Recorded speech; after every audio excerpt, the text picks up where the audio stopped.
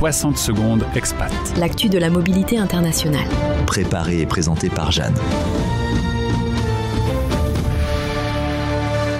S'expatrier seul, c'est déjà un défi. Mais s'expatrier avec des adolescents, c'est une autre aventure. Plus sensible, plus complexe et parfois plus enrichissante. À cet âge, les ados sont dans une phase clé. Ils cherchent à s'ancrer dans une identité, un groupe et des repères stables. Et là, soudain, on leur annonce qu'on part. Nouveau pays, nouvelle langue, nouveaux codes sociaux. C'est un peu comme si on leur demandait de redéfinir qui ils sont, alors qu'ils ne savent pas encore complètement qui ils veulent être. Premier point crucial, impliquer les ados dans le projet d'expatriation le plus tôt possible. Trop souvent, on leur présente le départ comme une décision déjà actée. Résultat, frustration, colère ou retrait. A l'inverse, quand on les applique dans la réflexion en leur présentant les raisons, les options, les enjeux, ils peuvent passer du statut de suiveur passif à celui d'acteur du changement. Ça ne gomme pas les difficultés, mais ça change la posture. Deuxième enjeu, le choix du système scolaire. C'est pas qu'un choix logistique, c'est un choix identitaire. Certains ados s'épanouissent dans un système international qui valorise la diversité culturelle.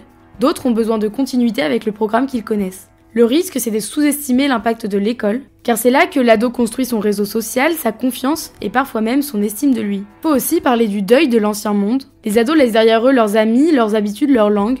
Et même si le pays d'accueil est objectivement plus facile ou mieux doté, ce n'est pas ce qu'ils voient. Eux, ils voient ce qu'ils perdent, pas encore ce qu'ils gagnent. Il faut leur laisser droit de ne pas aimer au début, de critiquer, de comparer, de regretter.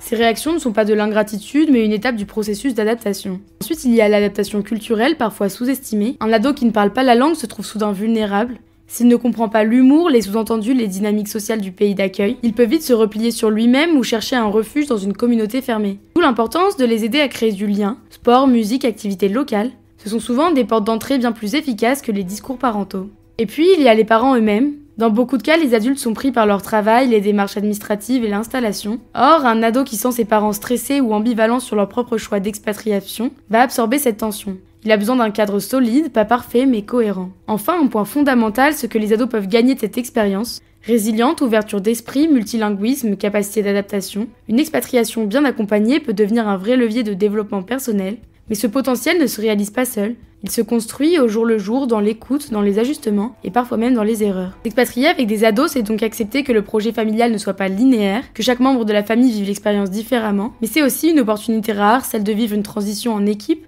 de redéfinir les liens familiaux dans un nouvel environnement, et peut-être de construire ensemble un chapitre de vie inoubliable. Retrouvez 60 secondes expat en podcast sur françaisdanslemonde.fr